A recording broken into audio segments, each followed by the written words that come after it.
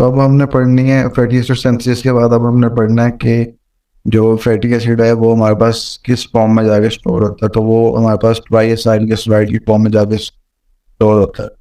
तो अब तो ट्राई एसाइल ग्लिसराइड की फॉर्मेशन कैसे होती है अब हम वो पढ़ेंगे। अब ये होती है दो जगह पे, हमारे पास लीवर के अंदर और एडिपोज टिश्यू के अंदर।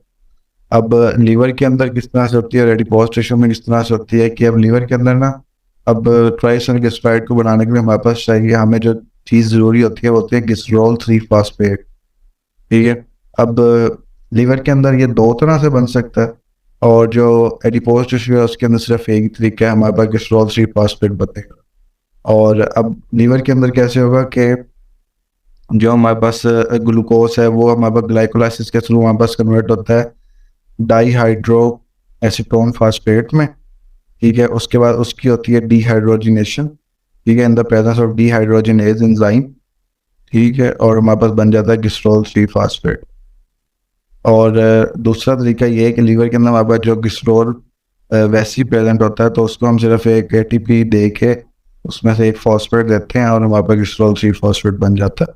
और जो एडिपोज टिश्यू के अंदर है वो भी सेम वही वाला तरीका है जो कि फर्स्ट मेथड उसमें है लीवर में। ग्लूकोज से हमारे पास डाईहाइड्रो एसीटोन फॉस्फेट और उससे हमारे पास ग्लिसरॉल 3 फास्फेट। ठीक है। अब हमारे जो ग्लिसरॉल 3 फास्फेट बन गया तो इससे ट्राइएथाइल ग्लिसराइड किस तरह से बनना है, तो वो इस तरह से है कि ग्लिसरॉल 3 फास्फेट हमारे पास बन गया। अब उसके अंदर हम ना एक फैटी एसिड को ऐड करेंगे। किससे ऐड करेंगे? एंजाइम का नाम है एसाइल ट्रांसफरेज, क्योंकि हमारे पास एक एसाइल ग्रुप है पढ़ा ना फैटी एसिड। मैं शुरू में कहा था क्योंकि एसाइल से मिल के बना होता तो एक एसाइल ग्रुप ही है पूरा ये। तो एक एसाइल ट्रांसफरेज एंजाइम की हेल्प से हम ऐड करेंगे फैटी एसिड को ग्लिसरॉल 3 फास्फेट में। हमारे पास बन जाएगा लाइजोफॉस्फेटिक एसिड। लाइजोफॉस्फेटिक एसिड। अब लाइजोफॉस्फेटिक एसिड के अंदर हम सेकंड फैटी एसिड को ऐड करेंगे तो हमारे पास बन जाएगा उसी एंजाइम के हेल्प से एसाइल ट्रांसफरेज की हेल्प से हमारे पास बन जाएगा फास्फेटिक एसिड।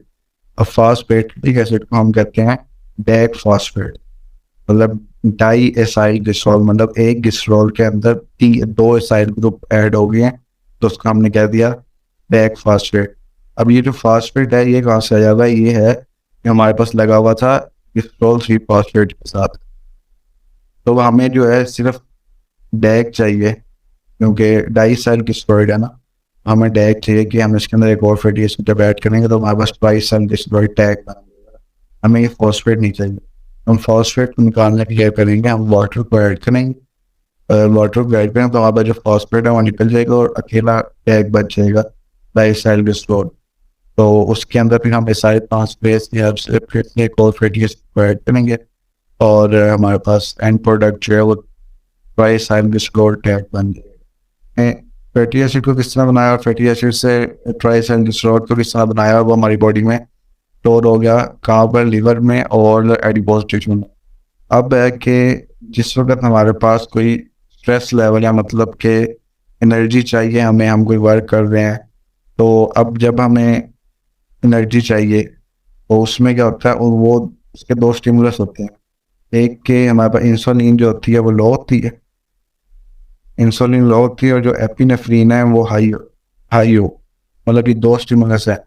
इन दी स्ट्रेस फॉर्म क्या होगा कि हमारे पास जो एपिनेफ्रीन है वो हाई होगी, और इन दी मतलब जब हमें ज़्यादा भूख लगी होगी, मतलब किसी कोई फाकों पे हो तो उसमें इंसुलिन लो, तो एनर्जी तो उसे भी चाहिए क्योंकि वो कुछ खा नहीं रहा। जब हम कुछ खाएंगे नहीं तो इंसुलिन लो होगी। तो ये दो स्टिमुलस है।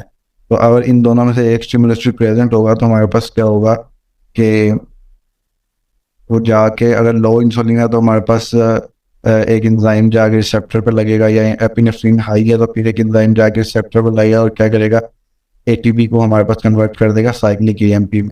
और साइक्लिक एएमपी क्या करेगी, हमारे पास प्रोटीन काइनेज ए को एक्टिवेट कर आएगी। प्रोटीन काइनेज ए क्या करेगा, हमारे पास हार्मोन सेंसिटिव लाइपेज को एक्टिव करवाएगा। वो जो हार्मोन सेंसिटिव लाइपेज है वो हमारे पास जो हमने अभी टैग बनाया था ट्राई एसाइल ग्लिसरॉइड, उसमें से एक फैटी एसिड को निकालेगा तो हमारे पास डैग बच जाएगा। और फिर डैग में से दोबारा अगर एक और फैटी एसिड को निकालेगा तो हमारे पास मोनोएसाइल ग्लिसरॉल बन जाएगा। इस तरह से एक एक करके फैटी एसिड को जब निकालता जाएगा तो इस तरह हमारे पास यीस्ट प्रोडक्ट बनता जाएगा। तो ये था कि मतलब स्ट्रेस की कंडीशन में या फिर इंसुलिन लो में कंडीशन में किस तरह से एक पूरा चेन मैकेनिज्म शुरू होता है और हमारे पास ट्राइएस्टाइल ग्लिसरॉल में से एक एक करके फैटी एसिड निकलता है। और अब फर्दर क्या होगा कि इस जो ये फैटी एसिड निकला है इसको इसकी ब्रेक डाउन होगी जिसे हम कहते हैं beta oxidation of fatty acid, और फिर उससे हमें एनर्जी मिलेगी। अच्छा, तो अब मैंने शुरू में बताया था कि जो सिंथेसिस होती है फैटी एसिड की वो हमारे पास होती है साइटोसोल के अंदर, लेकिन जो ब्रेक डाउन होती है फैटी एसिड की वो हमारे पास होती है माइटोकॉन्ड्रियल मैट्रिक्स के अंदर।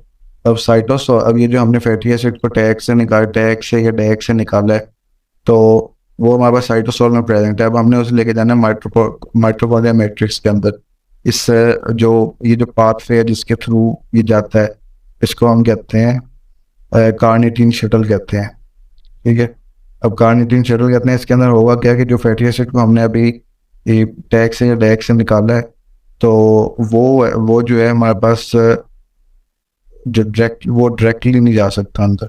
ठीक है, तो वो क्या करेगा, जो हमारे पास इस जो आउटर माइटोकॉन्ड्रियल मेम्ब्रेन है इसके अंदर एंजाइम प्रेजेंट होता है एसाइल कोए सिंथेज। वो जो फैटी एसिड था उसके साथ एसाइल कोए को ऐड करेगा। ठीक है, तो एसाइल कोए को जब ये ऐड करेगा तो जो हमारे पास सिंपल फैटी एसिड था वो हमारे पास जो आउटर मेम्ब्रेन है उसे क्रॉस करके आ जाएगा अंदर। तो इसी आउटर मेम्ब्रेन के अंदर एक और एंजाइम प्रेजेंट होता है कार्निटीन पाल्मिटॉइल ट्रांसफेरेज 1। तो अब जो सेकंड मेम्ब्रेन है ना, ये जो फैटी एसिड एसाइल कोए था, अब ये फर्स्ट को तो इसने क्रॉस कर लिया लेकिन सेकंड को क्रॉस नहीं कर सकता। तो ये जो सेकंड एंजाइम है कार्निटीन पाल्मिटॉइल ट्रांसफेरेज 1 ये करेगा, इससे एसाइल कोए को उतारेगा और कार्निटीन को ऐड कर देगा। तो कार्निटीन को जब ऐड करेगा तो ये हमारे पास इस तरह फैटी एसिड और कार्निटीन का एक कॉम्प्लेक्स बन जाएगा जो कि सेकंड मेम्ब्रेन को क्रॉस करके अंदर आ जाएगा। तो अब जो सेकंड मेम्ब्रेन थी इसके अंदर एंजाइम प्रेजेंट होगा कार्निटीन पाल्मिटॉइल ट्रांसफेरेज 2। तो ये करेगा, फिर से कार्निटीन को उतार के इसके साथ एसाइल कोए को फिर से ऐड कर देगा और हमारा फैटी एसाइल कोए जो है वो जो हमने फैटी एसिड यहाँ पे था वो हमारे पास माइटोकॉन्ड्रियल मैट्रिक्स के अंदर पहुँच गया। तो अब यहाँ पर इसकी होगी बीटा ऑक्सीडेशन। बीटा ऑक्सीडेशन, तो अब इसमें क्या है कि ये हमारे पास एक फैटी एसिड पूरा प्रेजेंट है, फैटी एसिड प्रेजेंट है, इसको बीटा ऑक्सीडेशन कहते हैं। क्यों है? क्योंकि जो फंक्शनल ग्रुप होता है उसके साथ वाला जो कार्बन होता है वो होता है अल्फा कार्बन। ठीक है, और उसके साथ जो अल्फा कार्बन के साथ वाला कार्बन होता है तो वो होता है बीटा कार्बन, और यहाँ से ब्रेक डाउन होती है, इस वजह से हम इसको कहते हैं बीटा ऑक्सीडेशन। ठीक है, अब ये हमारे फैटी एसिड को प्रेजेंट है। अब जोन से हमने सिंथेसिस में स्टेप्स पढ़े थे ना, सबसे पहले था कंडेंसेशन, उसके बाद था रिडक्शन, फिर था डिहाइड्रेशन और फिर था हमारे पास रिडक्शन। तो अब यहाँ पे वही वाले स्टेप्स होंगे लेकिन उलट होंगे। सबसे पहले हमारे पास यहाँ पे ऑक्सीडेशन होगी, क्योंकि वहाँ रिडक्शन से यहाँ ऑक्सीडेशन होगी। उसके बाद वहाँ पे हमारे पास डिहाइड्रेशन थी तो यहाँ पे हाइड्रेशन होगी। ठीक है, उसके बाद फिर से हमारे पास ऑक्सीडेशन होगी और एंड में हमारे पास जो डिग्रेडेशन मतलब लाइसिस होगी कि वो ब्रेक डाउन हो जाएगी उसकी। अब ये फैटी एसिड जो हमारे पास है पड़ा, इसके ऊपर हमारे पास हमने क्योंकि इसके अंदर ऐड करने पहले हमने इसमें इसको जो थे हाइड्रोजन दिए थे अगर याद हो। अब यहाँ पे हम इससे हाइड्रोजन निकाल लेंगे। ठीक है, तो इससे हम हाइड्रोजन निकाल रहे हैं FAD, जो FAD हम एक कंपोनेंट देंगे जो कि FADH2 में कन्वर्ट हो जाएगा। ठीक, उसके बाद हमारे पास जो प्रोडक्ट बनेगा वो है ट्रांस 2 एनॉइल CoA। उसके बाद हम वाटर ऐड करेंगे, इसको हाइड्रेशन करेंगे in the presence of hydrolase enzyme, और जो फर्स्ट स्टेप में एंजाइम था वो था हमारे पास डिहाइड्रोजिनेज एंजाइम। ठीक है, और जब हम इसकी हाइड्रेशन करेंगे वाटर को ऐड करेंगे तो वो हमारा बन जाएगा हाइड्रोएसाइल कोए, हाइड्रोक्सी एसाइल कोए। और उसके बाद फिर से इसकी हम ऑक्सीडेशन कर रहे हैं, डिहाइड्रोजिनेज एंजाइम ही एक्ट करेगा, NAD जो है वो NADH+H में कन्वर्ट हो जाएगा। और हमारे पास जो प्रोडक्ट बनेगा वो होगा कीटो एसाइल कोए। और उसके अंदर अब कीटो एसाइल कोए जो है इसकी ब्रेक डाउन हो, ये दो पार्ट्स में कन्वर्ट हो जाएगा, जिसमें से दो कार्बन जो थे वो अलग हो जाएंगे और जो बाकी पूरा फैटी एसिड बचेगा वो अलग हो जाएगा।